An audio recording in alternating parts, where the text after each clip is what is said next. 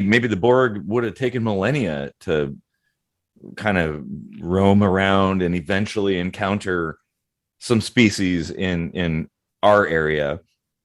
Although later canon did kind of establish that the Borg had been known about for some time, which is a little at odds with some of the earlier canon, right? Well, there was that Enterprise episode where they discovered the Borg. They didn't know that's what they were called. Right. They never said the name. So they never said the name.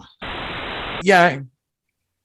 Q's kind of a dick at times, but certainly a little bit of a trickster too. And like Casey was saying, if the chips are down and it's pretty clear that it's a no-win scenario, typically he'll come in and sort of wrap things up and fix it. Yeah. He never quite sets it perfectly right, but then you got to figure the Q continuum probably has something to the effect of a prime directive where obviously they could just make all your problems go away if they were really trying to be buddy with you, but then that would. Well, if they have such a prime directive, then why is Q doing what he's doing right now in Picard?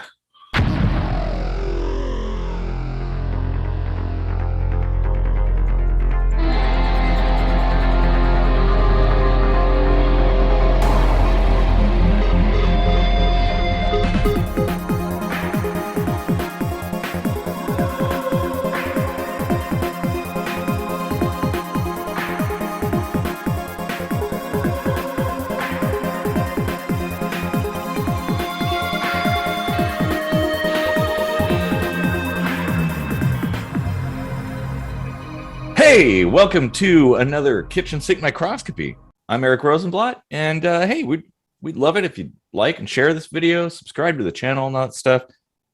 It helps us out. And hey, it's free. Not many things are free anymore. Well, yeah, that's true. I mean, it's free to do your taxes, but I don't know that you could argue that's free. Anyway, yeah, you can tell it's tax season, huh? I'm Casey Rochford, and we would really love it if you'd hang out to the end, because we write our own music. New song every episode, like every other channel does. Oh, wait. No, we're the only ones. No one does that. Yeah. Stick around and pick up the songs and all that good shit. I think we're getting a hail. Oh. Yes. Sir, we're receiving a fax. Well, it looks like it's a repeat guest of ours, Mr. Randy Jones. Oh, me? Oh, hi. It's good to have you back. Thank you. Today, the day we're recording this, happens to be First Contact Day. If you're a Star Trek fan, you know what I'm talking about. April 5th. Yep. And none of us are Vulcans, but we all, are as close as you can get to it. Yeah. So I thought, it would be kind of cool to do more of a philosophical Star Trek discussion. We've done an economic one and, like a ranking kind of one. Which, by the way, I feel bad that I missed out on, I totally spaced it on that one and forgot the animated series. No, I think we left that out on purpose. I can't remember why. It was a good one. It was based on stories from the ill-fated Star Trek II, the show, not the movie. Yeah. But yeah. Anyway, sorry. I'm just kind of Star wandering. Trek II, the first. Yeah. So I thought it would be kind of an interesting concept to talk about whether or not Q is good or bad. Q? Mm-hmm. Not P or O but Q? Yeah, that letter in particular. Okay. Mm-hmm. With its stupid little tail. Yeah, Q is very difficult to write sometimes. Yeah. Well, and in cursive, it just looks like a 2. Where's that come from? Yeah, that's kind of weird. Huh. That comes from second grade. Yeah, exactly. Oh God, I used to know how to write in cursive, and I've since forgotten, and that's a good thing. I write all caps, and print everything. It's much more legible. Like, people used to send me letters and stuff, and they would write in cursive, and I'm like, what are you even saying? What is that? I can't decipher that. If you think cursive is bad, you should see European cursive. My Ooh, relatives are from Russian. Germany, and I've got letters from like the 50s and stuff using the old school script that they would write in, and you can't even tell an F from a P, from an L, from an A, from an anything. Everything looks like the same line, up and down, up and down, up and down. Exactly. Like, how does anybody read that? Well, anyway, we're kind of going a little in a different direction. Well, yeah. So, Q is generally seen as the antagonist, the trickster, the one that gets men into trouble all the time. But, there's also the other side of that. Like, he's maybe giving them lessons, and if they get really bad off, he sometimes comes in and saves the day, or just sets everything right with a snap. Yeah, that was sort of what I got. My impression of Q was that he was sort of just providing wisdom or lessons for the human race. Because from what I understand of the Q species, if you can call them that, that they were very interested in the human race because of the potential of the human race, because they saw themselves in humans, like their long ago past selves, and both feared humans but also kind of admired them in a way. I guess that's sort of what I got. And so they were kind of trying to guide them to maybe avoid some of the mistakes that they themselves made in the past and stuff. I mean, I think one of my favorite episodes of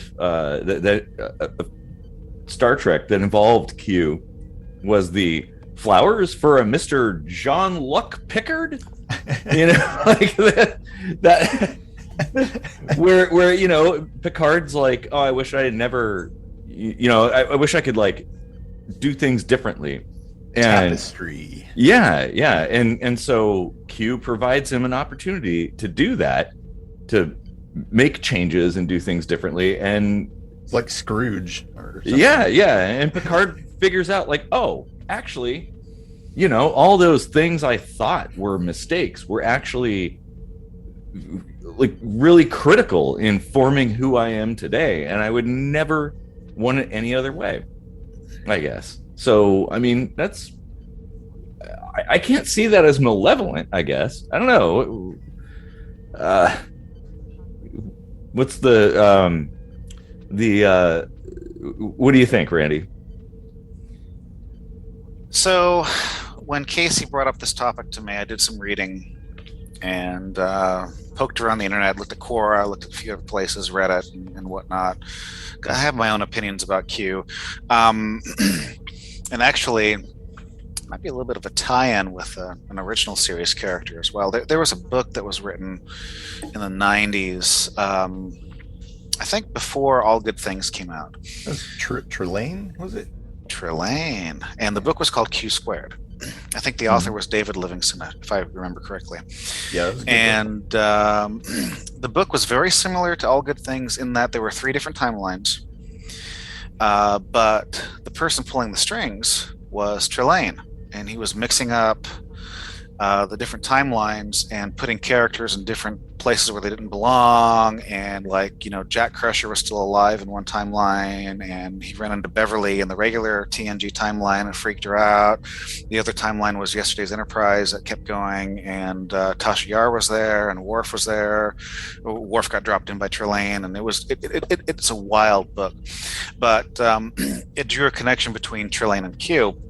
And giving that some thought, even though I don't put a lot of money into the books in terms of canon because they're written outside of what we know as Star Trek history. They're like add-ons, and half the time, if you look at some of the books and read them, it's like, this doesn't make any sense. This doesn't fit in. So you take the books with a grain of salt. Some are really good, and some are just eyesores, to be honest. But if you take a look at the character of Trelane from the original series, he's a spoiled kid. And he was a kid. At the end of the episode, his parents came and took him away. But he was bored. He needed some entertainment. He needed something to do. And so if you take a look at that one Voyager episode, I think it was either Q2 or the Q in the Gray or something like that. I forget the name of the... Oh, where he drops his son off to be babysat. Well, it's the one where I think Janeway ends up with him in the Continuum, and they're walking through this desert road. They come to this little town, and this one Q is reading this magazine that says the old, and then the other one's reading the magazine that says the new, and I've been that, and I've done this, and I've done that. So imagine somebody who can do everything, who can go anywhere, who can travel time, who can change things, who can do godlike powers. How would you feel after millennia of sitting around on your duff with like nothing to do?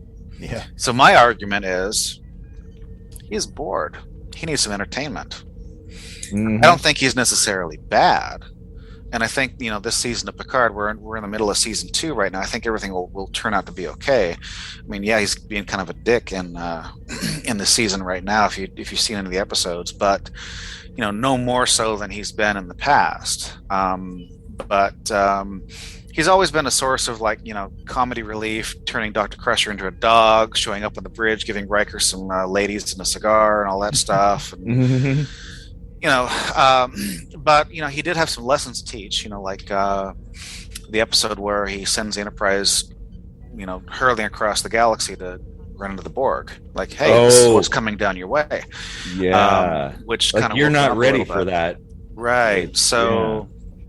So in that case, you could argue, maybe he meant some good by that. But on the other hand, if you look at a lot of everything else that he does, whether it's Encounter at Farpoint or the episode where he gives Riker the powers in season 1, or Tapestry, All Good Things in Voyager. I mean, even in like DS9, he shows up. He's traveling with Vash. And he shows up, and Cisco punches him out. I go, Picard never hit me. Well, I'm not Picard. That's why DS9 is my favorite series. I'm halfway through binge watching that again for like the umpteenth time. But my argument is he's bored. He needs some entertainment, and Picard's an easy target. That makes sense. Yeah. I mean, there's also the flip side, though. Like, would the Borg have even really had the humans on their radar were it not for Q being like, "Hey, look at these guys! Like, just a hop, skip, and a jump across the galaxy." Well, and exactly. Like they probably wouldn't have taken notice of. Well, not just humans, but I mean, if you look at the impact of the Borg in that region. There were so many beings, not just humans, but beings died as a result of that. That maybe the Borg would have taken millennia to kind of roam around and eventually encounter some species in our area. Although later canon did kind of establish that the Borg had been known about for some time, which is a little at odds with some of the earlier canon, right? Well, there was that Enterprise episode where they discovered the Borg. They didn't know that's what they were called. Right. They never said the name. So never said the name. Just like the Ferengi episode of Enterprise, they had the Ferengi on there raiding the ship and stuff. They didn't know their name either. So there was that. I think Q expedited that whole process significantly. They may have contacted Earth a few hundred, maybe 1,000 years later if that didn't happen, in my opinion. But I think he did expedite that, and yeah, that caused a huge loss of life. But I think, just for his own entertainment purposes, just like, hey, let's go give these humans a challenge, and I'm going to sit back and laugh. Yeah, eat some popcorn and watch what happens. Yeah, although, that's a good point, though. Like, even though they might have eventually found Earth, would it be better to know they're coming and only have a few years to prepare, or never know they're coming and just get entirely slaughtered? Well, and that was sort of what I was thinking. Like, maybe Q did everybody a favor by showing that, introducing the Enterprise to the Borg, like hey, because you're right, they'd have been in the dark, like, and surprise motherfucker, like it's the Borg. Like, that totally could have happened, and maybe that's part of the process, is like, maybe from the Q continuum standpoint, humankind has become too good at things, and or even complacent. Complacent, and maybe they need a challenge to push them forward in ways that wouldn't happen otherwise. And so I can see, like, Q's kind of a dick at times, but certainly a little bit of a trickster too. And like Casey was saying, if the chips are down and it's pretty clear that it's a no-win scenario, typically he'll come in and sort of wrap things up, and fix it. He never quite sets it perfectly right, but then you got to figure the Q continuum probably has something to the effect of a prime directive, where obviously they could just make all your problems go away if they were really trying to be buddy with you, but then that would. Well, if they have such a prime directive, then why is Q doing what he's doing right now in Picard? Yeah, well, by the time this airs, we'll probably look stupid because it'll wrap up. But right, he does kind of allude to being ill. I had that same thought. Yeah, like, is he sick? Is he dying? Is he trying to get like one last big hurrah in before something happens? Although he shows up with black hair, like, oh, Jean-Luc, you've aged. Let me change myself, and then he's got the gray hair and the beard. But still. Yeah, there's been some rumors on some of the Facebook groups and a few other places about that. Hey, is Q sick? Is something going on with him? What's the deal here? So I don't know if it's if Patrick Stewart, because I know he's one of the producers on the show, if he's trying to like tie up loose ends and just like wrap up the story arc and like knock it out with saying, hey, he's dying, and here's one final test or something like that, or whatnot. But because at the end of all good things, it's like, see you out there, and trial never ends and all that. Yeah, and so we're all like, we watch that episode and it's like, oh, great. So is there going to be a movie, TNG movie about Q, which I think would be awesome. But yeah. Well, and that does kind of bring up the thought of, are the Q actually immortal, or is there like some kind of pseudo finiteness to their existence? Well, they had that one Q character on Voyager who wanted to commit suicide. Yeah. And I believe he got away with it. So I do think as an arc, that would probably be one of the most interesting, like, not main character universe sort of spin-offs. Oh God, wait, but now this is kind of like making me think, immortal people that are bored and just would rather die. Now I'm thinking of like Zardos. I don't like to reference Zardos, but it kind of feels like that. Well, that would also be cool, because I think it would be great to build off the Elorian storyline, where the Q fear Guinan's species. And yeah, I've always wondered, it's like, are they the same species that had totally different philosophies, like Vulcans, Romulans, and they kind of diverged? Oh, dude, that would have been that's its own like series in and of itself, like a mini series or something. Like, why was the Q terrified? Just call me Mark Berman. Yeah, exactly. That'd be an interesting story to explore, I think. Even the Elarians, their home planet was destroyed by the Borg too, so there's a little tie-in with that as well. So yep. Just don't bring back Malcolm McDowell. That was horrible. He can stay in Clockwork Orange. That's fine. Yeah. He's had a few good movies out there, but maybe that one wasn't his shining moment. He's Alexander Siddig's uncle, right? Yep. Oh, really? Yep. Nice. Well, and that's pretty cool. I was thinking at some point, I can't recall exactly what made me think this, but I was thinking of like, wait, the prime directive for the Q, there being a prime directive, it kind of makes me think of like Doctor Who. And there's a few episodes here and there of Doctor Who where something unfortunate happens, somebody dies or whatever, and someone's like, well, can't you just, go back and fix it? And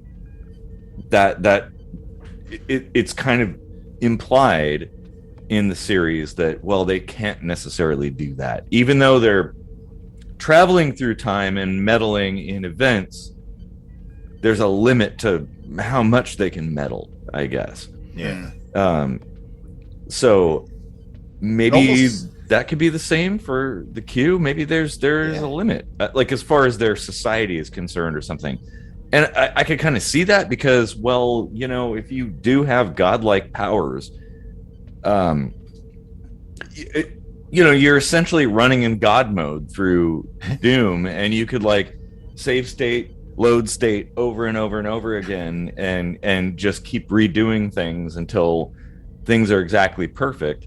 And well, there could be problems with that, I guess. And also, if you're bored, the last thing you want is God mode. You like, if you're infinitely lived and have infinite power, and just simply completely bored out of your gourd, well, you got to have some challenge, right? Some unpredictability. So maybe you could try a few things, but not like keep doing it over and over and over again until it's perfect. Yeah. I mean, I don't know if they would necessarily have hard and fast strict laws in place or anything, especially since I imagine the Q continuum is much of self-governance, sort of anarchistic.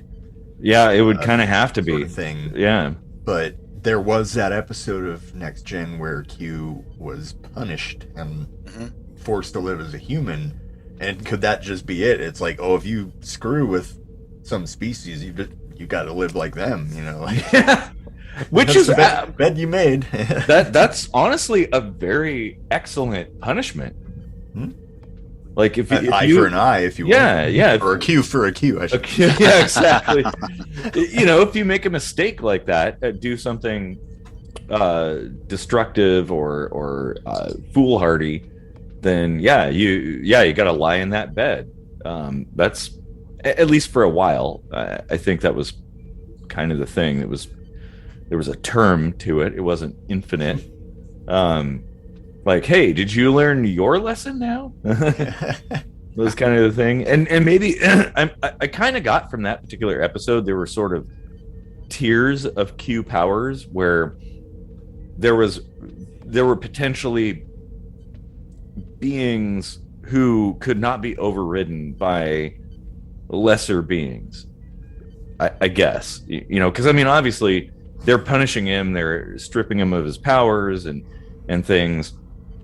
And well, if everybody had infinite power, well, then you just simply hit undo on that and carry on and shield yourself from attack. But wasn't the case.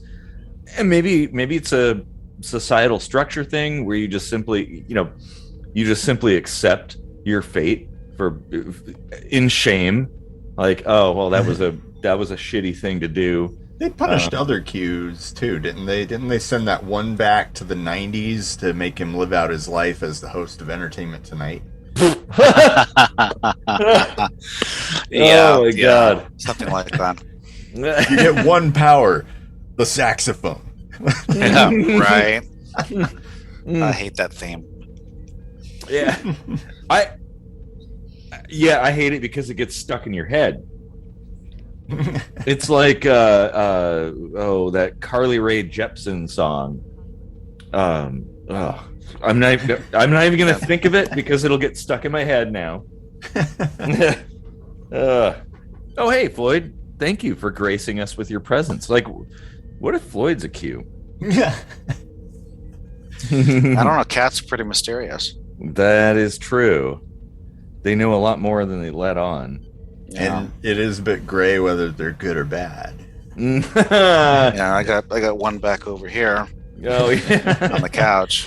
Yeah, she hates every single other cat that's ever lived and will ever live on this planet. That was how my cat was. Yeah. Oh, so now I have somebody occupying my attention. Hi, Floyd. Yes. Hey, look at the screen. Say hi to all the ladies. The ladies love you, Floyd. Yeah. Your cat looks real pissed. Yeah, she's yeah. Mm-hmm. Yeah. Although when it comes to bedtime, she like climbs up on top of my chest and like will not move, which is weird. Anyways, I was thinking there was that one episode in the first season, Hide and Q. Oh It's yeah. where Q gives Riker the powers, and you're mentioning Prime Directive, and of course, Riker's from Starfleet and all that. But there was a scene where, so what happens is, they're en route to this colony or something that had this disaster, and they're trying to go help and rescue people, and then Q interrupts and sends them down to this planet, and is a French marshal or something, and pits them against these weird alien things and whatever. But anyway, so Riker gets the power, and they go to this planet, and Dr. Crusher pulls this little girl out from the rubble pile, and she's dead. And I forget if it was Data or somebody else who says, well, don't you have the power of Q? Can't you bring her back? And he's like, no, I can't do that. And so he makes that choice not to do that. Although, most of us probably in the same position would probably, say, well, screw that, let's get that kid her life back again. But yeah, you're right about, how the episodes go, where, if the crew gets in over their head or things get too crazy or whatever, Q usually snaps his finger and everything turns out back to normal. Even with Tapestry, Picard's a lieutenant on the Enterprise and in the science division and whatnot, and he's like, oh shoot, how the hell did I end up over here? And at the end he's like, well, then just take the stab to the chest and get your fake heart, and we'll send you back to where you belong, and keep on going. So on one hand,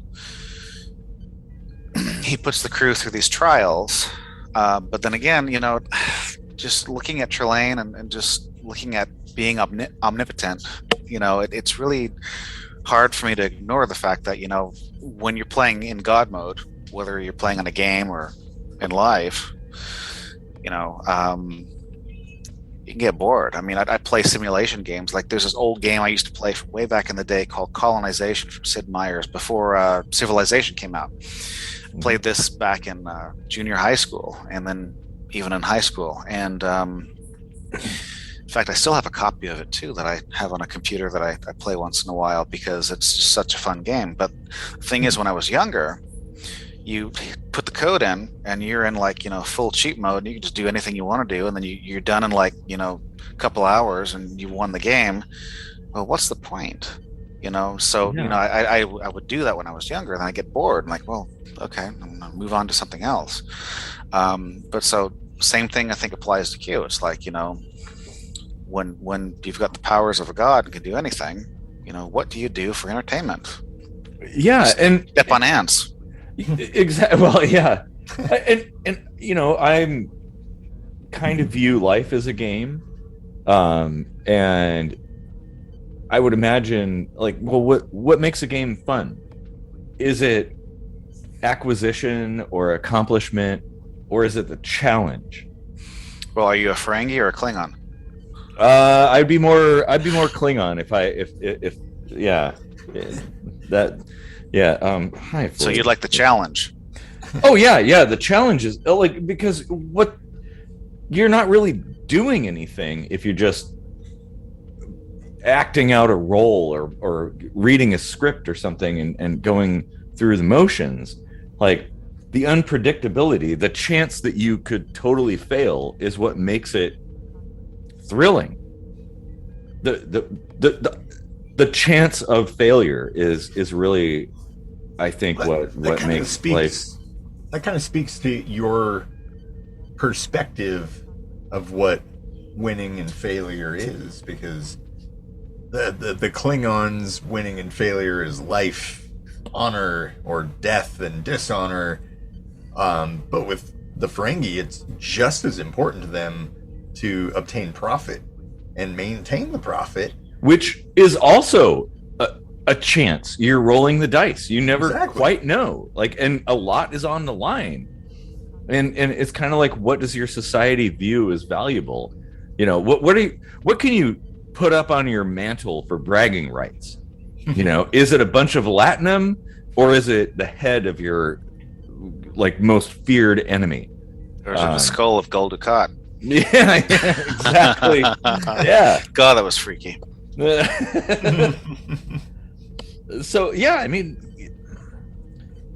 I think that ooh, man, oh God, I'm got a lot of thoughts now. Hi, Floyd. Thoughts are good. Give me your thoughts. Well, if I can speak through the cat here, it's the challenge.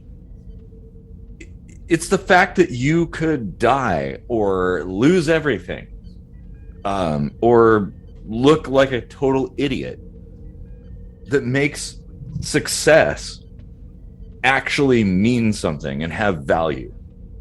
Because success, if you're in God mode, it's pretty easy to run through Doom, you know, and just IDDQD your way through the whole thing.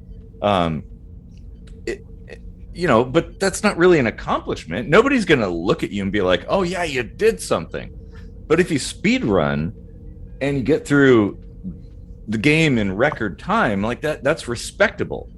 And if you do it in nightmare mode or something where it's totally impossible, that's even more respectable.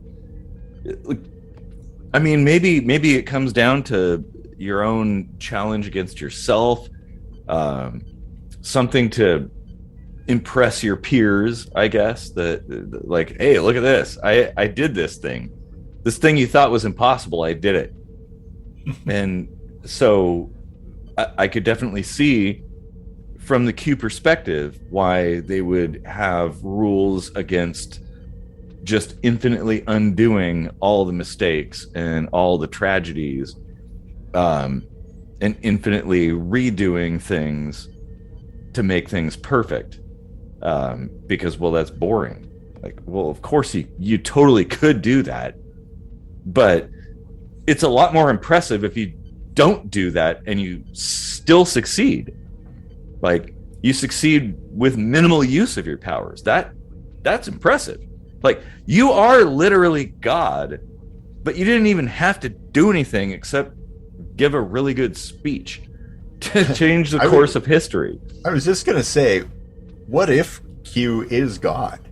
Like, all of the Q, of course, but, you know, like, what if that is what pretty much every civilization considers God, and may actually be what put them there in the first place, for entertainment.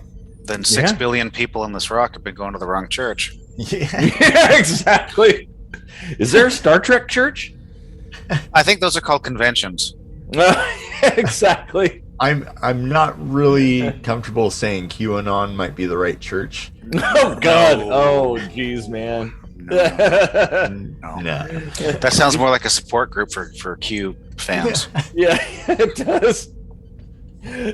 Q addicts. Yeah. Oh man. Well, I mean, wouldn't that be a trip if, like, you came to find out that this pesky asshole is your god? Like, oh, now we're going down Red Dwarf. Hey, you, Moses, take these 10 tablets and carry them down off this mountain. And if you don't do that, I'm going to turn your wife into a fish. Don't believe me? Watch this. There, I just parted the seas. Exactly. Oh. Well, you never know. So, I mean, there's you need a time machine to go back to those ages and verify all that stuff. I mean, you either got a book by a bunch of goat herders or you got a time machine. And we have the book, but obviously they had no idea of science back then. But we're gonna not go down this path in this conversation. I think tonight. I think we're talking about Q. So yeah, exactly.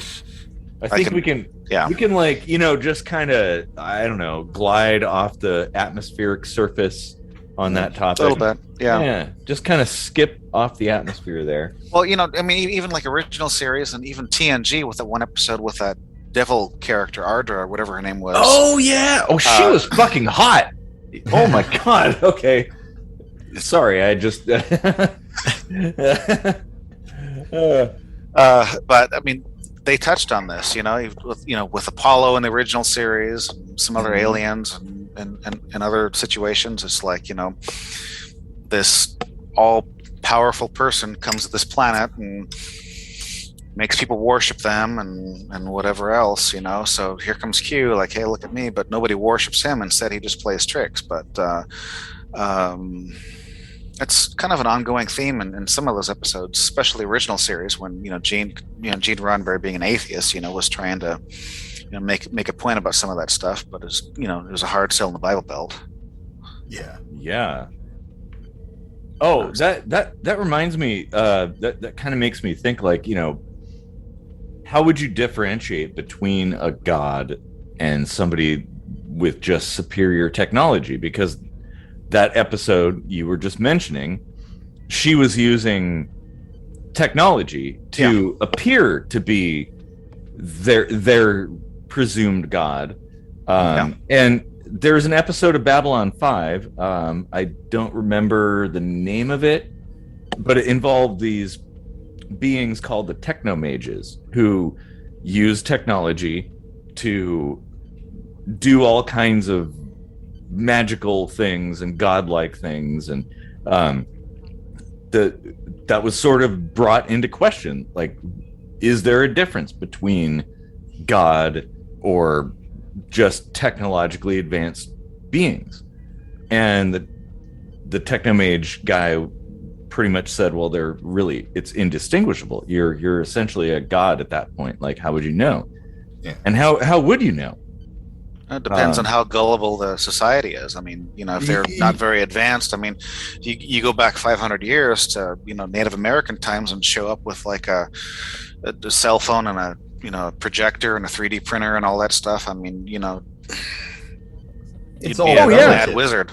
It's how relative you are to that person's perspective of perfection, I guess, because no one, or capability, no one could really argue that God of the Bible, the Judeo-Christian Bible, is actually perfect given all the imperfections that can be found and contradictions and whatnot. The contradictions are the biggest factor there. The point is, like, even if it's not perfect to them, it's perfect enough, and it's all relative, Or it's so difficult, like it's so incomprehensible that it appears like magic.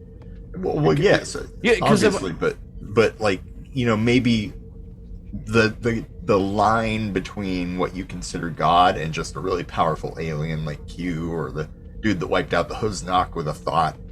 Oh god, I was just watching some of those. Like, maybe it's just how you figure out how Ardra's doing it. You know, maybe you finally go, oh, aha, that's how they're doing that. I don't quite see them as a god anymore. You know, like, you realize that there's no more magic to it.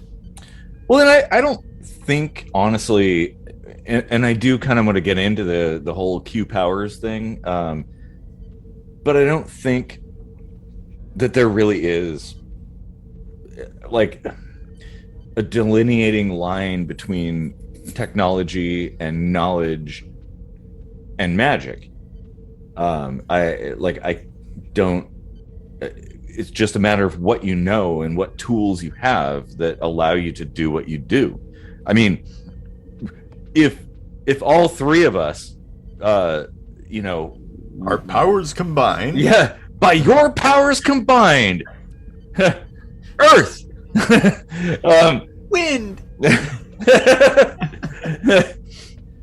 But if we collected a bunch of stuff, tools and technologies from today, I mean, like what Randy was saying, you know, 3D printers, you could be like, well, okay, if you took a machine gun and brought it back 2,000 years into the past, well, you'd be viewed as a god, like, because you could just lay waste to thousands of people from like a mile away, like, give or take. You'd be a literal dragon breathing fire. Oh, if you brought a flamethrower, or I was just thinking, flamethrower, or lasers, or you know, any kind of like holograph technology, things like that.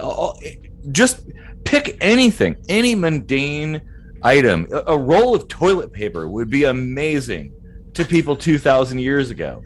Instead of a stick with a sponge on it. Yeah, exactly. And medical technology too. You could heal the sick. You could raise people from the dead. Medicines, you know, you can relieve pain. You can cure diseases. Yeah, like, to us, it looks like nothing, but to people of the past, it's miraculous. And so I don't know that there really can be a delineation, because I don't know what the upper limit of technology and knowledge is. Like, we obviously we know, compared to our past, we know a lot. We've discovered a lot and built a lot, but there's probably a whole lot more to know. And so that's the thing. If somebody claiming to be Jesus descended today and says, oh, well, you know, the end times are here, I'd be like super skeptical. I got one of those guys on the street corner down over here doing that. Yeah. Like, you know, you're gonna have to really sell it. But then again, I don't know that there can be a god, someone with innate abilities that don't involve technology. Well, that's getting into Q's powers. Like, well, that yes, and that was what I wanted to get into. What if it is natural law, but there's a limitation to human understanding, and we've constructed an entire system of math to prove how it couldn't happen, and we just went with that and acted like you couldn't break those laws. Well, and that's the thing is, like I said, there are a lot of things we don't know, things that there are current explanations for, but we may discover new explanations for. I mean, that's the whole thing that kind of like always bugged me about the Q, is that Star Trek is traditionally a science fiction show. So tended to be at least sort of within the time frame, try to explain things in a scientific way. Like, well, these are things that you can comprehend, you can imagine, and they explain to an extent how transporters work, or the replicators, or whatever. Like, the the one thing, the inertial dampeners and the whole gravity thing, like that one I feel is going to be that's a hard sell for me. This but I get it. Sound really weird coming from an atheist, but what if faith is just another facet of science? Like, oh man, what if there is an actual natural law going on that we don't even realize? Like a scientist creates a hypothesis, and they do that because they, want to learn. But I think they also do it because there's a slight chance it'll work. And if there weren't that slight chance, if there weren't that faith, they'd probably be like, fuck it, it'll never work, and just talk themselves out of it, right? Yeah, it's not worth the effort. Yeah. So what if faith is that key to getting over the hurdle of things you don't quite understand? You just cannot obsess over anything else quite so much until one day you go, wait a minute, I can crest this hill and have all kinds of new knowledge. Maybe faith would be like a tool to assist you in persevering in the face of insurmountable odds. Yeah. The odds are stacked against you, but your faith allows you to keep going. I mean, the moon landing, the whole Apollo program is one of those things. That's like an impossible thing in the 60s. It was totally impossible that could have possibly happened. So, well, as a footnote, I want to say I'm not advocating organized religion in any way. No. I guess you could say I'm just saying you've got to have faith of the heart. You gonna play that song right now for the commercial break? I'll let myself out. Oh, yeah. That is a good point, though. I don't know. I mean, I'm pretty scientifically grounded, but also, I like to delve into the woo stuff, and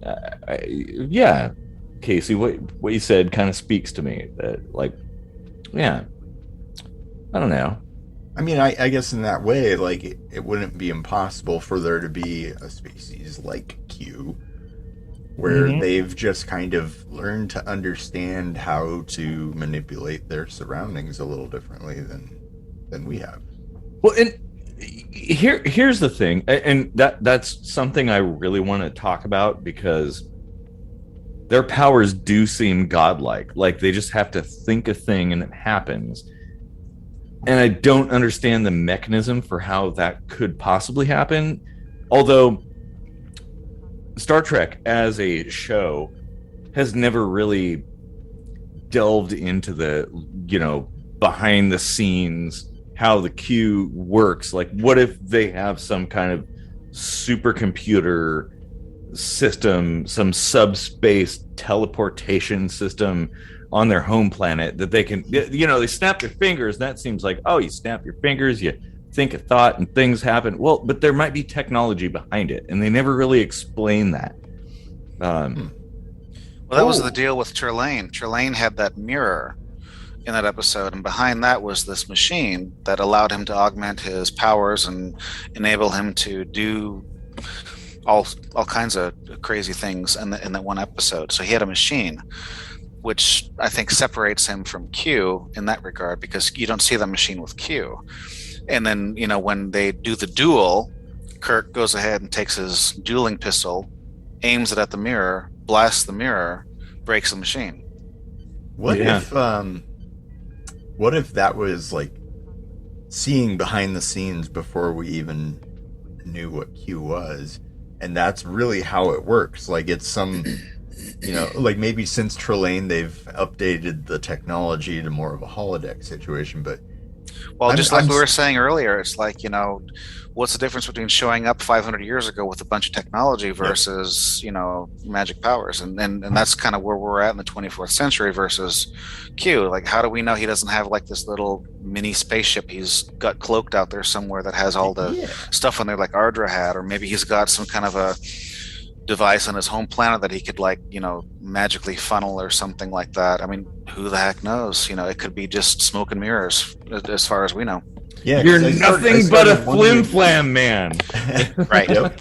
I started wondering, like, well, Q snapping his fingers. I almost want to go back and document, like, how many times he snapped his fingers at the request of somebody. Like, maybe it can only be what he plans and sets up behind the scenes. Like maybe that's like the Penn and Teller shit. Like. and that does kind of raise the question, from what you both said, like, are the Q's powers nothing but an illusion? Like, is it actually happening, or is there some kind of sleight of hand going on? And if you want to get into more illusions, look at the Telosians. Mm-hmm. From the Cage / Menagerie / that season 2 or 3 episode of season 2 episode of Discovery, where they go back to Talos 4. By the way, quick interruption here for a good time call: 323-634-5667. Oh, that's right. We'll have to stick that in the front. That was pretty funny. That was a really cool little Easter egg that Star Trek Picard did. Q gives Adam Soong this business card that has this picture of the letter Q on it that looks all fragmented, and at the bottom there's his phone number. And fans went berserk over this phone number, and they posted this all over Facebook, and they said, you got to call this number, you got to call this number. I don't know how long it's going to be active for, to be honest. And so I called the number, and it's a voicemail. It goes straight to a recording made by John Delancey as Q. You've reached the Q continuum, and it's a riot. It's absolutely funny as hell. So yeah, 323-634-5667. Oh, give it a call. And that 8675309, was it? 323-634-5667. 5667. We'll have to put that down there. Yeah. Well, in that time period, would the Q really be using a telephone? I mean, I guess. It's sort of like somebody today still using a fax machine. A what machine? Oh, wait, no. There are people still using fax machines, and it's the government. Oh, those guys. They're the only ones that use fax machines. Nobody else. Everybody's okay with emailing. Oh yeah, but fax machine. You have to fax your documents. Like just last week, people at work were running around being like, "Do we have a fax machine?" Like they really needed it for some reason. Like, oh, it's crazy. Yeah. Yeah. Wow. This is like a really interesting conversation. Well, there's a lot unexplained about Q. Mm-hmm. There's a lot of potential to explore that, It would be kind of a cool spin-off. Sure. Well, but what I would like to see a spin-off of is the Q Guinan thing. Yep. Like, what the hell is going on there? Because he was petrified of her. Yeah, and what kind of martial arts is this? Yeah, exactly. And That's how you pick up lobsters. Yeah. I mean, and that is kind of an interesting thing. Like, if you have special powers, right? Godlike powers, you don't have to do anything with your hands or snap your fingers or anything like that. You just think it and it happens. That's one of the tropes that really bugs me, is this whole like, well, you got to use your hands. Star Wars does that too. Force powers, and why? Just think it. Like, it's coming from your mind, right? So just use your mind. You don't have to use your hands. Maybe it's kind of like, for woo people, like crystals and stuff is sort of like a focus for things, so it's a tangible thing you can look to, I guess. So if you use your hands, you can kind of like emphasize those powers, I guess. I don't know. We never see the Telosians do that at all. They just kind of stand there and they keep their mouths shut, and they project their voices through their minds, I guess. And then next thing you know, Chris Pike is on some Orion slave girl planet. Ooh. Or he's back in California, and they don't even do hand gestures. They just and next, and they're like, and next a lesson on this, and then the thing changes, and then Chris Pike is somewhere else, and then and Vina's there. Yeah, well, and that's, I mean, if you want to show a power, the best way is to do absolutely nothing. Just simply stand there and look at somebody, and something happens. That's baller. If you got to do a bunch of like judo moves and wiggle your hands around and like it's not as cool as just simply just standing there and the whole fucking planet explodes. It's like watching Mac on Always Sunny doing his cool kung fu moves when he's like doing. If you ever watch that show, he does his all these moves and stuff like, and it means absolutely nothing. He's just doing it to try to show off and look tough. But everybody's like, dude, what's your problem?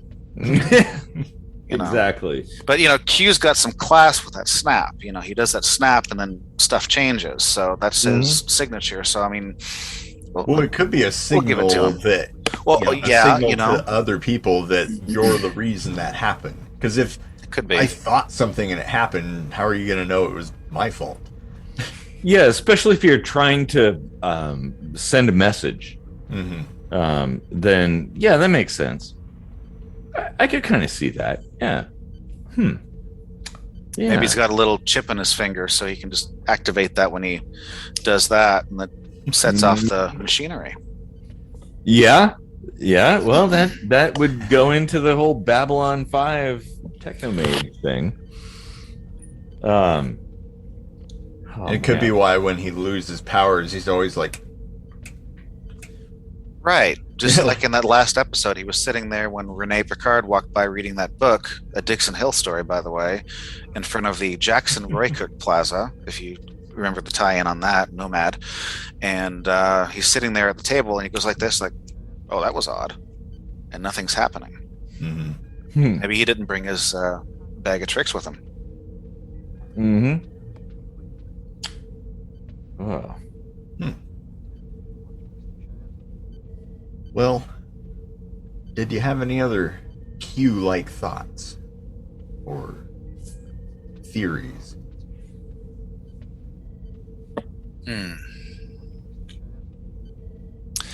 I think at the end of the day, for me, to be totally honest, and this comes after years of watching Star Trek. I'm almost 41. I grew up watching the original series reruns on Channel 13 on a small little black and white TV at the kitchen table with Dad sitting there and eating dinner at night after school and stuff, and we'd watch TOS plus MASH afterwards. And growing up with TNG, and shoot, we watched TNG at your place, Casey, in middle school, and I think I have one of your tapes still. Used to record the hell out of those things. Watching DS9, watching Voyager, watching everything, all caught up on the new series and everything, and fairly well versed in most of the characters and plots and storylines and timelines and all that stuff. I think at the end of the day, I think coming into this conversation with the idea that Q is a trickster and he's bored, I think I'm still gonna stick with that for the most part, simply because of when you're operating in God mode and you got nothing else to do and you've done everything and you've been everywhere and you've got an infinite amount of time on your hands. I mean, what else are you gonna do but step on ants and find things to kick around for entertainment? I think that's what I'm gonna stick with. Although the Trelane tie-in that I made earlier, I think has a lot of weight to it, and I would like to see them actually in the series at some point, whether it's Strange New Worlds or Picard season 3 or whatever, I'd love to see them tie in, Trelane with Q and make it evident that they're related, because I'd like to, go down that path with, hey, look at me, I'm a trickster, but I've got this magic machine behind me with all this technology that enables me to make it look like I'm this magical trickster. So I would like to see that would plot be cool development, but I don't think we're going to ever get a chance to see that. So at the end of the day, I'm going to go with he's bored, and while he doesn't necessarily mean harm, he may inadvertently cause it, such as the encounter with the Borg, but he just needs some kind of entertainment, whether it's turning Dr. Crusher into a dog or punching out Ben Siska, which he lost, or just screwing up the timeline like he's doing right now. I just think he is just omnipotent, omniscient is the word, and bored. And he's been playing in cheat mode too long and probably needs to have his Xbox taken away. Yeah. Oh, and the other thing about today is it was announced that the core crew of the Next Generation era will be on season 3 of Picard. Did you watch the YouTube video? Go watch it when you're done. Yeah, there was mainly just shots of Picard, and you hear the voices, right? Yeah, but it was enough to twerk the emotions a little bit there. So it's gonna be pretty epic. I think it'll be good. Well, even so I don't know Mike Okuda and Doug Drexler super personally, but I do correspond with them on a regular basis. And a friend of mine who works at the Museum of Flight talks to Mike Okuda. He's one of the scenic designers. He was the guy who came up with LCARs, the control panels for Next Gen. And, I love that. Yeah, so a friend of mine who works at Museum of Flight talks with him regularly because he also designs NASA mission patches, and so he provides my friend with the mission patches to put on display there at the museum. And Mike Okuda posts, several times a day on Facebook, and so he's been posting, about this today, saying that while season 2 is a lot better than season 1. Season 3 is the one that you need to watch because they've already done some filming on it already. And if you recall, season 1, there was no Mike Okuda or Doug Drexler on there. It was basically Alex Kurtzman and whoever he cobbled together, and that's why everything looks so screwed up and the ships were funky, and they repurposed the Discovery Bridge for Riker's ship and all that stuff.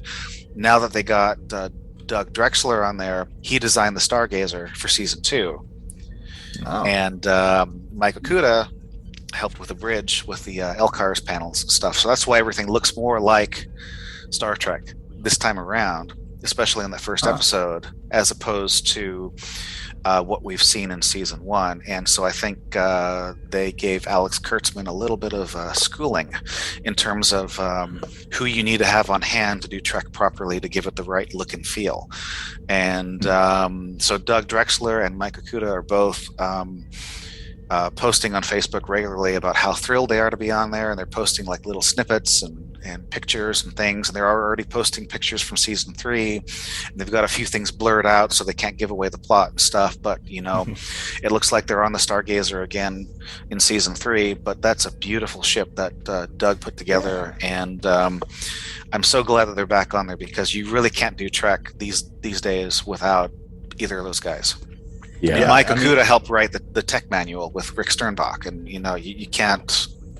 Yeah, you can't do Trek without those guys. And something I think as simple as lighting sets enough of a mood that puts people off. I mean, like all the whatever bursts, starbursts or whatever, in the not normal timeline of Trek. I mean that bugged people. Lens flares. That's the word. Lens flares. Oh yeah, lens flares. The J.J. Abrams special effect. Yeah. That's why, for me, in my mind, even though some people like those movies, anything that J.J. Abrams touched that's Star Trek related never happened. I agree. Yeah, they were good movies. Like They were good movies standalone for like if it was like any other franchise. Yeah, exactly. If it was a standalone movie, it was decent. But if you're making a Star Trek movie, there's a standard to uphold. Yeah. And there's certain people that need to be involved. Yeah. Oh yeah. Oh man. Wow. Yeah. Where'd Casey go off to? Oh, probably taking a leak. Oh. Snap my fingers here and bring him back.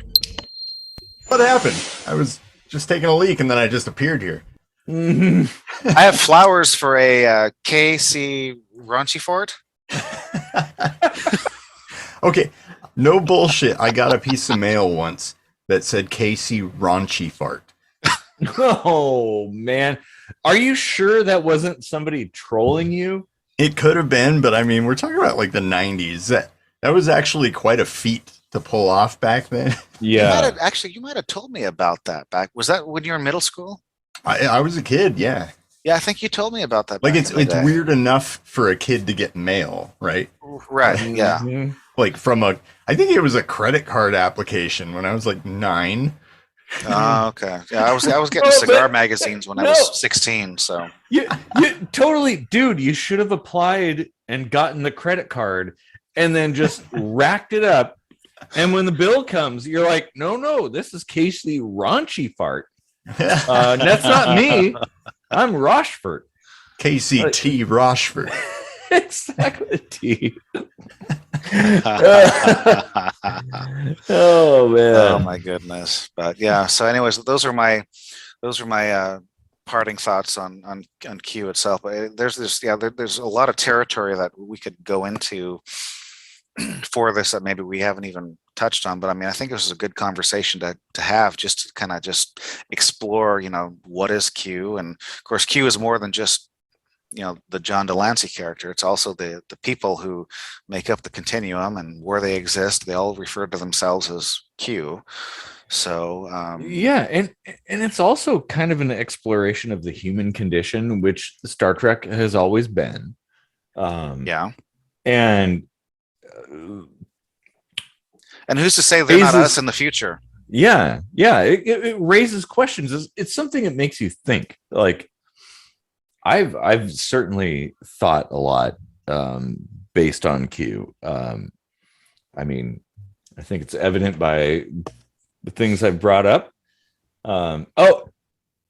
So the Babylon 5 episode in question with the Techno Mages is called Geometry of Shadows. If you haven't seen that, you should. There are some parallels between Babylon 5 and Star Trek. It's a good show. It was pretty close to Deep Space Nine in that. Yes. I hear a lot of people compare it with DS9, and they usually favor DS9 over Babylon 5. I hate to admit this, I have never seen an episode of Babylon 5. It's on my list, but I haven't gotten around to it. You have my recommendation, Geometry of Shadows. You should see that one. It's a good series. I mean, it's not perfect, but I don't think any series is perfect. It's all an exploration of the stuff that people deal with. And personally, I think Star Trek does it best. But some of these side things, I mean, I'm even all right with that one weird Gene Roddenberry Earth Final Conflict. Oh, that thing. Yeah. It had a really cool theme song. So yeah, I never really watched much, but every time it came on, I watched the intro because it had a cool theme song. You ever watch Shatner's Tech War? Oh God. Okay. Yeah. Okay. I might be one of those assholes that has one of his books. Yeah, I had. Oh, one or you're two one of those of the Tech guys. War books. Yeah. Mm-hmm. Can't He also remember if I wrote ever some. read it. He also wrote some Star Trek novels, and if you can get past the Shatner love in there, then they're decent stories. But they do stretch things out a bit, and until he gets into the Borg stuff, then it's kind of like, yeah, put the toque down. Do we have to go into Lucy in the Sky with Diamonds now?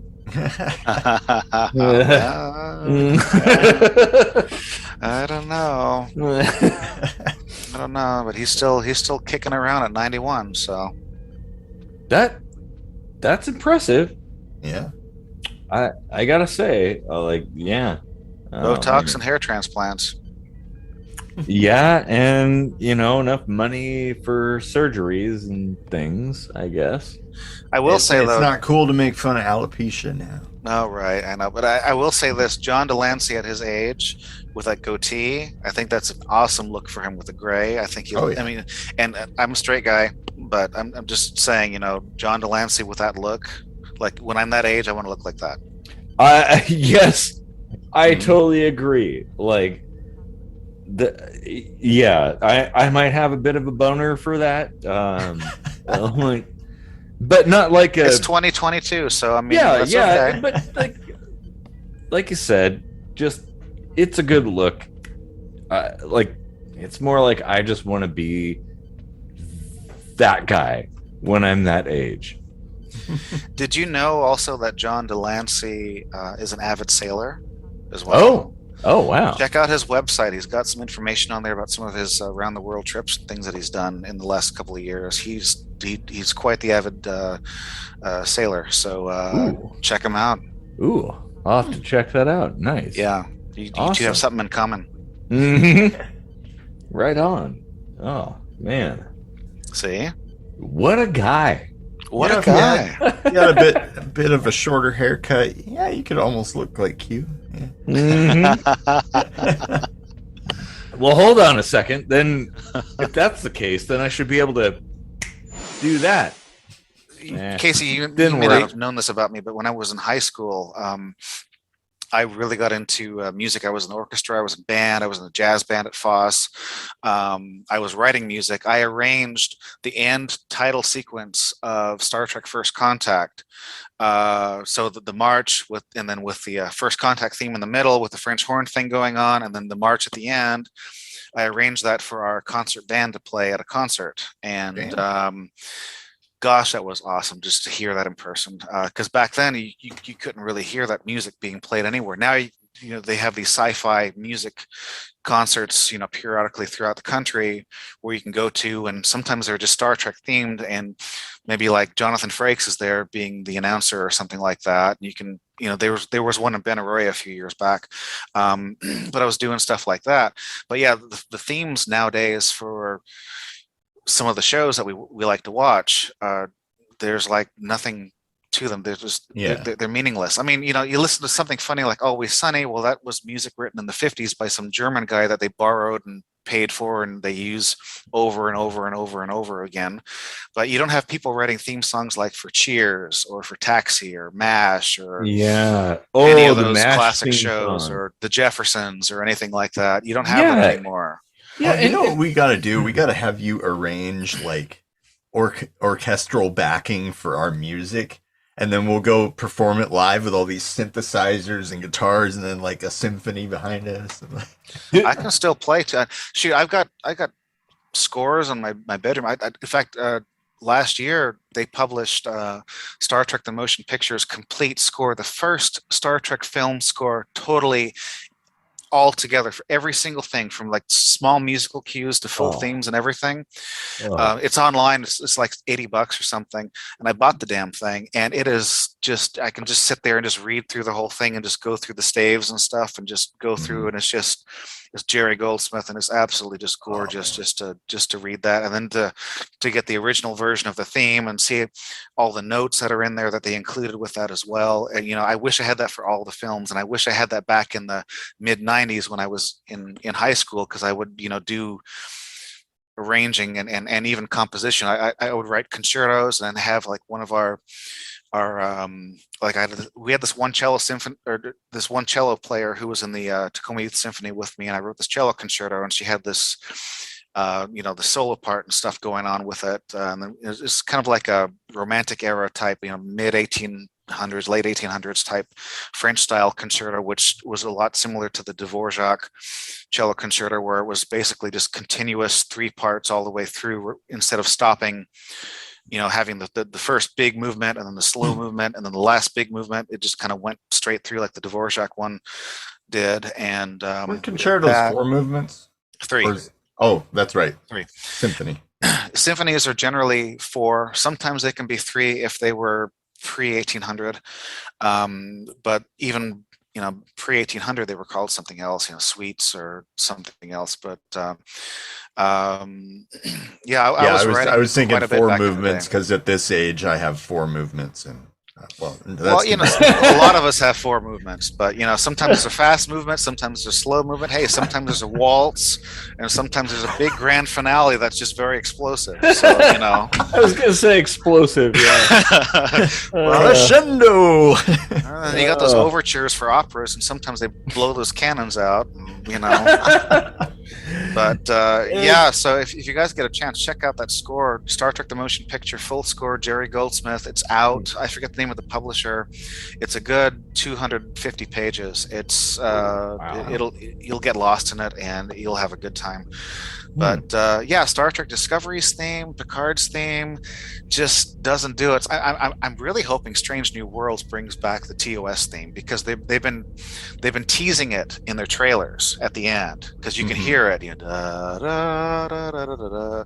And so I'm hoping they bring that theme back in there. But the same guy they got writing the music for those 2 series right now, the same guy who wrote for J.J. Abrams, Michael Giacchini, or however you pronounce his last name. And so I'm not a big fan of his style, because it's not the same. It doesn't have the same feel to it. Give me Dennis McCarthy, give me Jerry Goldsmith, Sandy or James Horner. He died in a plane crash. Yeah. Oh. But James Horner's Star Trek 2 and 3 scores, they're my absolute all-time favorite. Oh my God. Some of those scenes, just like, it just hits you so hard. And that's one of the things about the theme songs. Like, going back to like 80s cartoons and stuff, you got pumped up. TMNT, the theme song. I was thinking about that just today, man. Like the He-Man theme, was like probably 40% of what made that just awesome. And Fraggle Rock. Fraggle Rock, the Foo Fighters did the Fraggle Rock theme song. But you came into it with this kind of like pump up feeling, like you start off excited. And so why have a theme song that's kind of like meh? Like why do that? Like, and then that one show on YouTube has that really punchy theme song, Kitchen Sink Microscopy. Oh, those guys are great. Yeah, do you know who they are? Wait for season 4. Oh, wait a minute, we're in season 4. Oh shit. Okay. We must have slingshotted around the sun.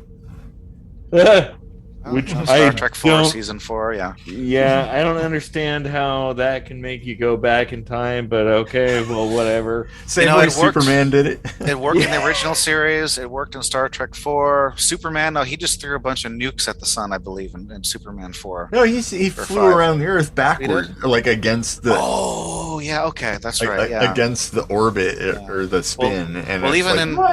Even in this episode or the season of Picard, they went, around the sun, and this time they showed them skirting off of the sun versus, just like, going around it and taking a casual loop. Yeah. But, original series, it was explained but never shown. It's not the only tie to Star Trek 4.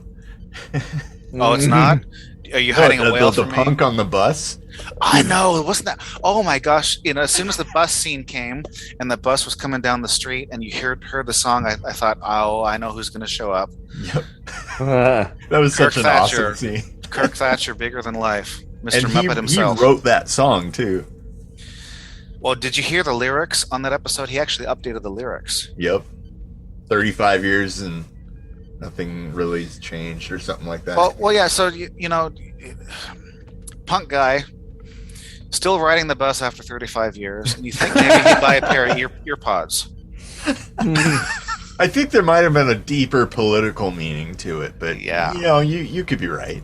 Yeah, that's the other thing about I don't mean to get off the topic of Q too much, but you can edit this and do what you want with it. But I'm on a lot of online groups on Facebook and stuff for Star Trek. There's a ton of 20,000 plus membership of these Star Trek fan groups, and there's quite the divide.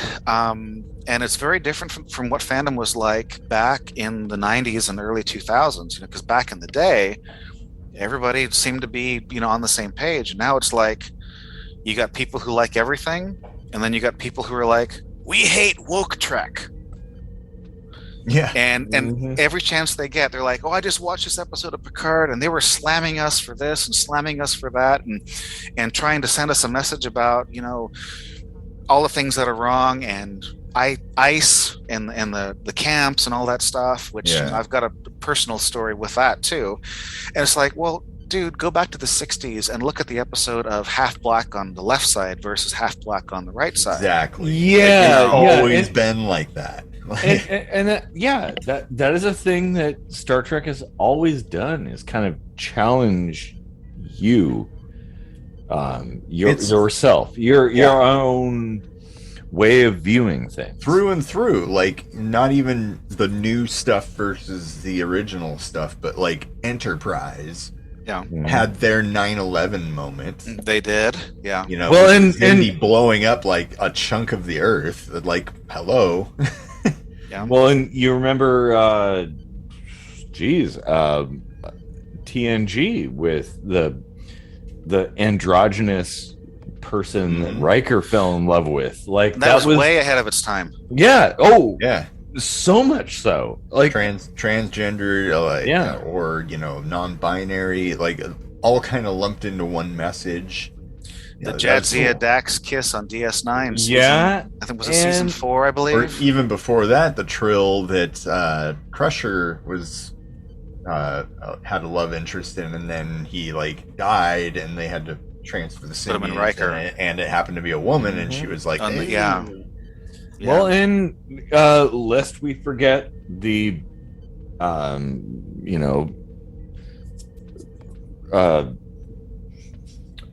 Kirk Uhura kiss.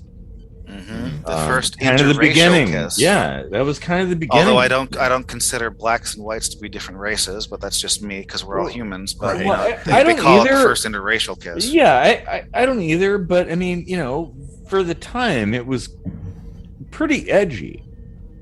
I think they blocked that scene out down south, I believe, if I remember correctly. Although, as I remember, who was it? Desilu, I think, that was running things at the time.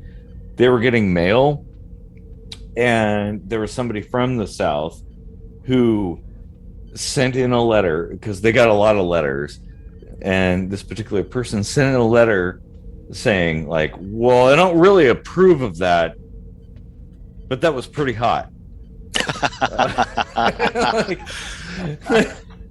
Well, it's funny, bringing up Desilu, was it really the first interracial kiss? Because there's a lot of people I've heard that are in the camp that think, Desi Arnaz wasn't an American or whatever, and Lucille Ball, they were a thing on TV before Star Trek. And actually helped Star Trek quite a bit. True, and that does kind of raise the question of what really is race? Yeah, and why does it matter? even? Yeah, why does it matter? Why does it matter? Yeah, it doesn't. And what is nice about Star Trek is you can project your current state of being into a a bigger place and analyze it. Like in the case of Star Trek, you could do it in safety. Like nobody's challenging really anything. I mean, you do get a bit of that. But you can explore those things, those thoughts. That's a healthy thing.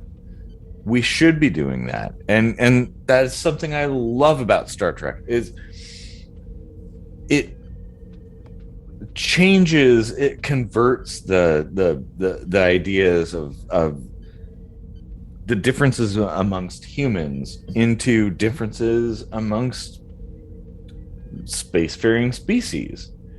You got the Klingons and the Vulcans and the Borg and stuff, but it's kind of a parallel for what's going on Earth. Yeah. And they always find a way to get along. Yeah, they do. In some fashion. Yes, yeah. They do. And because that's what people do. I mean, you even hear Worf at one point saying the Romulans fought with honor. Yeah, exactly. But we're still a bit behind all of that here in this rock with current events and all that. But I was responding to one guy's woke Trek complaints on a Facebook group the other day. He was bitching about the whole ice situation with the one character going to the ICE camp and being stuck in there behind a chain link fence.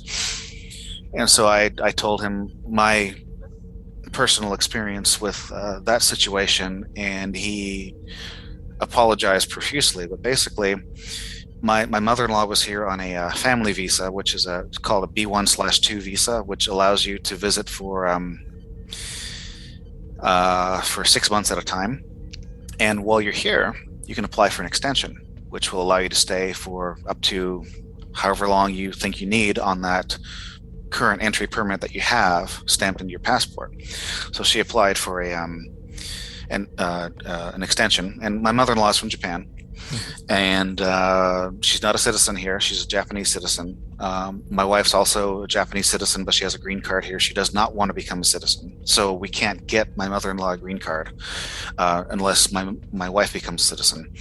And so she applies for the extension, and we never hear anything back. We never get a letter, nothing. And we call up USCIS, which handles those requests. We call them up multiple times. They're like, oh, just wait for a letter. Just wait for a letter. And we call them every month or so. And finally, we get to the point where it's like she needs to go back to Japan. So she flies back home. She goes back home for a couple months.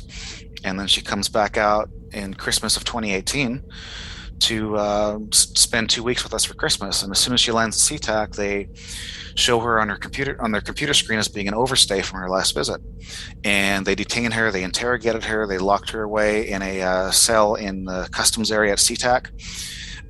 Then they took her by van down to the Pacific Northwest detention facility for ICE in Pierce County, where she slept on a concrete slab surrounded by chain link fences. And everybody else in there was Mexican. She was the only person who was not Mexican. The next day, they drove her back to SeaTac, and they carried her. They drove her out to the ramp next to the plane that was going back to Japan, and they walked up those steps next to the jetway. She was in handcuffs, and they put her on the plane. First passenger to get on the plane. They uncuffed her, put her in her seat, gave her her passport back, and said, "Have a nice day." And she got a 3-year ban from coming back to the U.S., and she hasn't been back ever since. She's been totally deathly afraid of traveling here ever since. Oh, yeah. And all because USCIS had a clerical error and didn't process her extension request and send the letter like they were supposed to. That shit is fucking inhuman. Like, so when you see that scene on Star Trek Picard, that really freaking rang a bell with me. It's justified. Like, if Star Trek is going to pick any one thing in line with what they've always been known for calling attention to, ICE would be it. Like, ICE is fucking evil. Yeah. Like, there's no point to that. Humans are not illegal. No, they're not. But ICE is employed by, or not employed, but it's empowered by a bunch of racist white good old boys who think they can do whatever the hell they want. And if anybody wants to know where ICE is located in Pierce County, I can tell you. Well, and that's something like really important, I think, an important lesson. I'm going back to Q and dispensing lessons for people. Like understanding that the differences between everyone are insignificant. Like they really are. Like it's really, I mean, yeah, in Star Trek world, it's really easy to tell the difference between Ferengi and Klingons. Pretty obvious. But really, are they that different? And how are they different?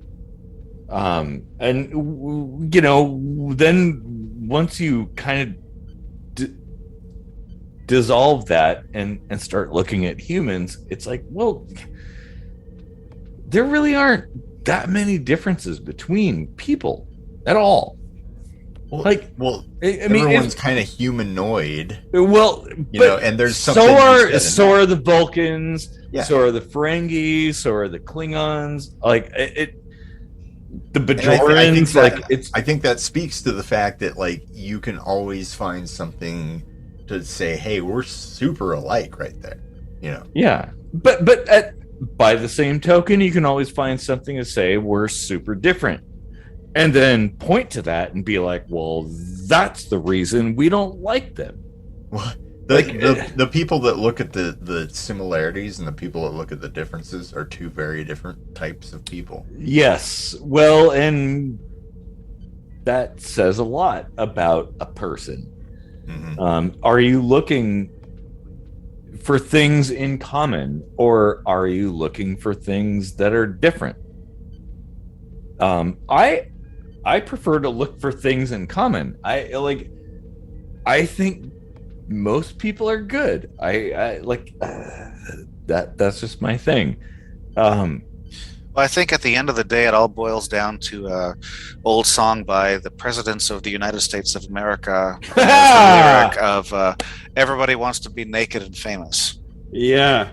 Think about it. For the Ferengis, they want to be rich. The Klingons want glory. Humans want to generally better themselves. The Romulans want to just like stand by and watch, but keep control. Hang on a second. Wait on a second. Little one's getting ready for bed, so I got to wrap my portion up soon. But all the different attributes to the different races, I mean, they all want to aspire to something. Mm-hmm. Yeah, like we do, whether we're an introvert or an extrovert.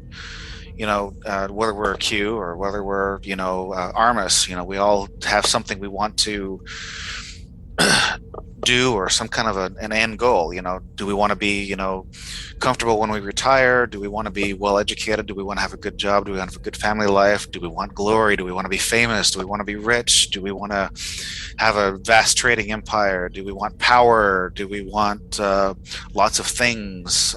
You know, like the episode "The Most Toys," TNG. You know, everybody has things they aspire to do and to be. And I think if you take all the races in Star Trek, even Q, because he's in cheat mode, and you throw them all together in the same bucket, guess what you have on the label of that bucket? Humanity. Yep.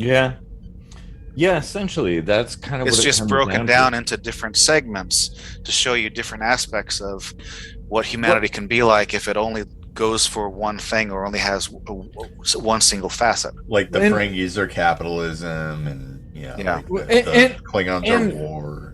Well, and Bajorans are religious. Mm-hmm. Yeah, and do those things even matter at the end of the day? I would argue not.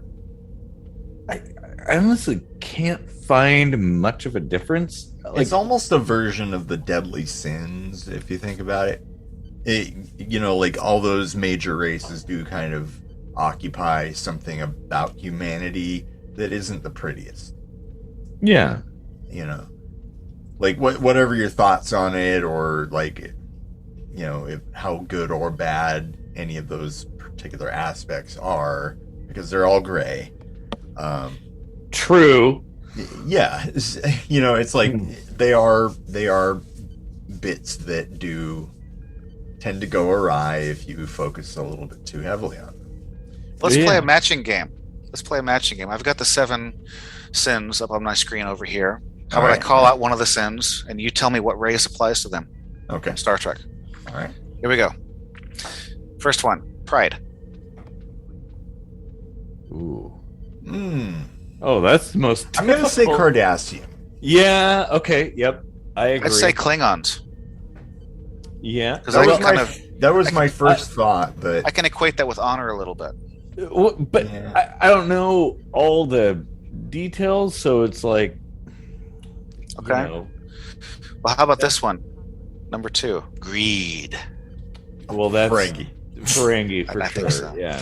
Now, how about this one? Lust. Ooh. Oh shit.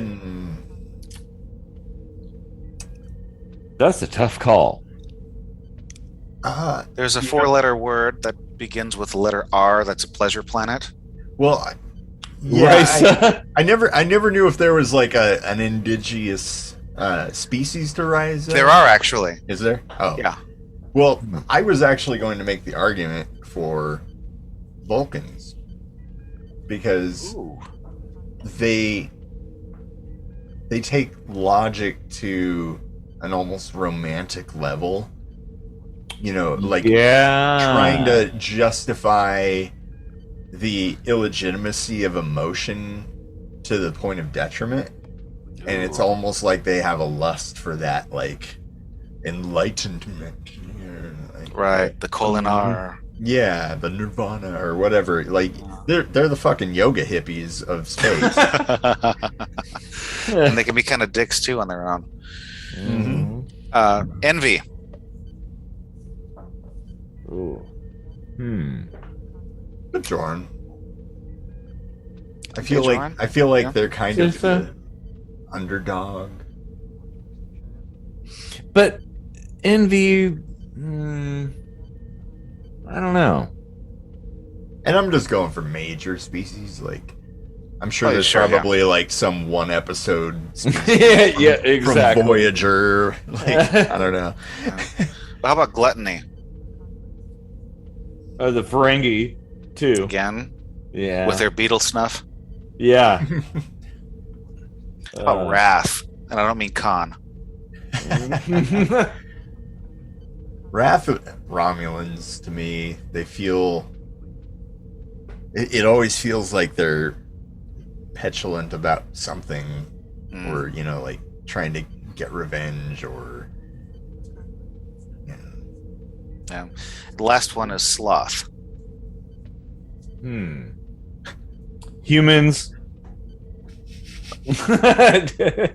We need things to make us go. I was just thinking about Pakleds. They're not a major species necessarily, but although Lower Decks is kind of making them be a little more prominent.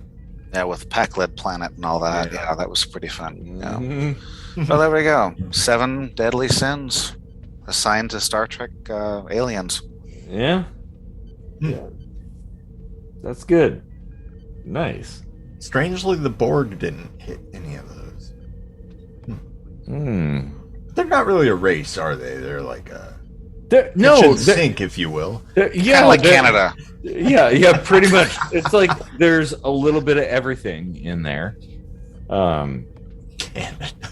Canada.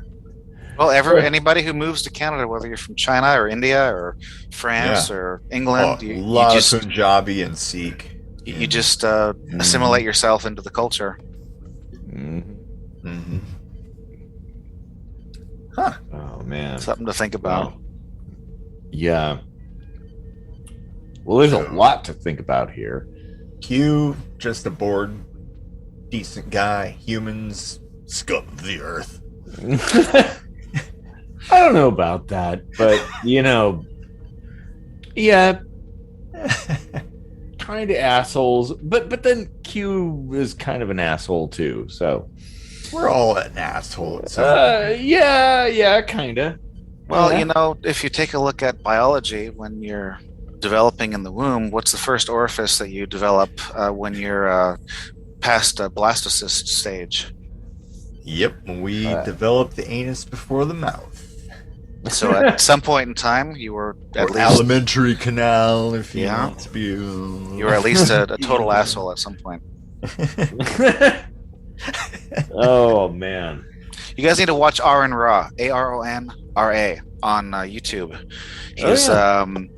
He goes out against the creationists on his channel, and he has a 50-episode series on evolution that's focused on the human situation, from everything from eukaryotes all the way to present day, and it's absolutely freaking phenomenal. I've come across him. He looks like a freaky biker dude, but he's a big teddy bear. He's all right. Yeah. Aron Ra. Yeah. Got tons of stuff out there. Casey, it's right up your alley. You should go look him up when we're done. I've heard of him, yeah. Mm-hmm. Is he local? No, he's in Texas. Oh, okay. He is like the most liberal guy in Texas. Wow. Yeah. Well, so clearly we're full of recommendations today. Man. We know you've got to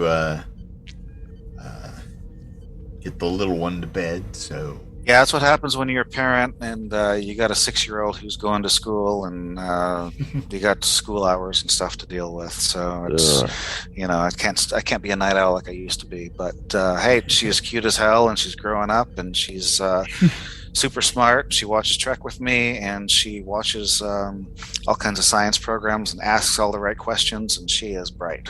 And the darndest things come out of her mouth. Like I copy them and I put them up on Facebook, and they're funny as hell. Absolutely. Well, clearly she needs to absorb our sponsor today, which we don't actually have a sponsor, but if we did, it might be KiwiCo. Hooray! Yeah.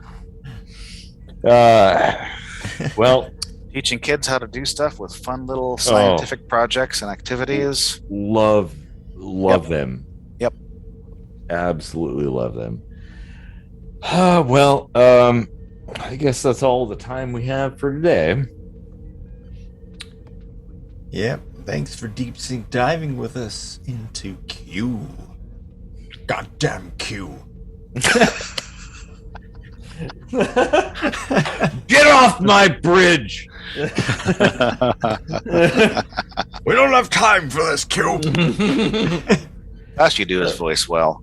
And I've got the haircut to go with it. Yeah. Talk to me about a uniform. We can set you up. I have yet to do Picard for Halloween, so. Well, we can talk.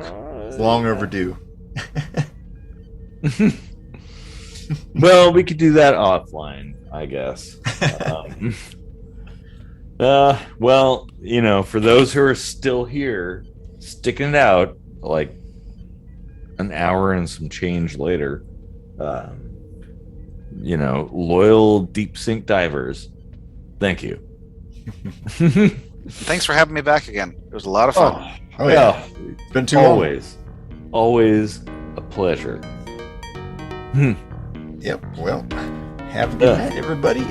And listen to those tunes. They're super cool. They're far out, and outer reaches of the galaxy.